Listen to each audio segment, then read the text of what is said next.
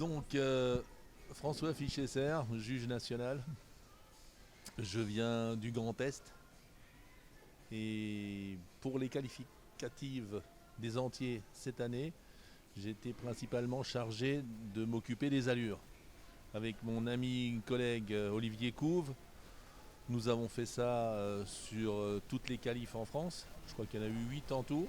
Nous avons pu voir un grand nombre de chevaux sur toutes les régions de la France et en sélectionner les meilleurs produits pour pouvoir avoir le plateau que nous avions pu voir hier et aujourd'hui sur les barres et sur les allures hier. Après avoir revu les chevaux après 10 jours, on a pu juger les allures. L'exercice est quelque peu différent dans la mesure où on n'a posé qu'une seule note pour les allures. Par rapport au qualif, on en a mis 3, trop, galop et pas. Là, c'était une seule note. Et donc, on est resté un tout petit peu sur notre fin, sur le côté galop utile. Je crois que Olivier va vous en parler. Oui, avec la petite précision que ce test nous a permis d'homogénéiser les chevaux qui avaient été sélectionnés à 2 ans et ceux qui ont été sélectionnés dans leur année de 3 ans. Donc effectivement, lorsqu'on a vu un plateau de chevaux avec belle qualité d'allure, principalement en galop, la question que l'on se posait, c'était de savoir si ce galop que l'on voyait sur le plat était le galop utile pour aller sauter les barres.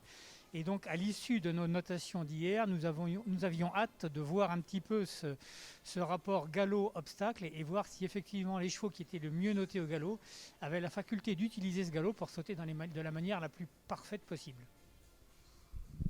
Alors, pour la plupart, ça a été le cas.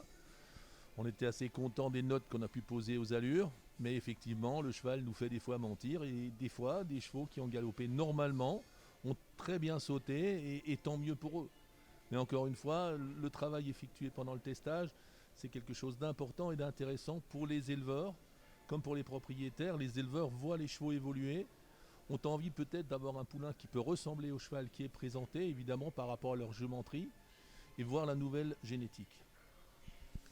De surcroît, l'environnement dans lequel évoluent les chevaux aujourd'hui et hier est un environnement un petit peu stressant et certains sont restés un peu contractés et n'ont pas pu émettre ou donner l'ensemble de leurs possibilités tant sur les barres que sur les allures.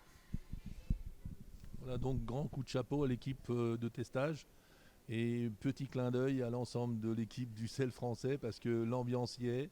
On est content de se retrouver avec les organisateurs. Je compléterai, il y a des chevaux, mais derrière les chevaux, il y a des hommes qui produisent, qui élèvent, qui jugent, qui naissent, qui organisent. Enfin, toute cette équipe fait que l'on est particulièrement heureux de pouvoir échanger et communiquer dans notre passion.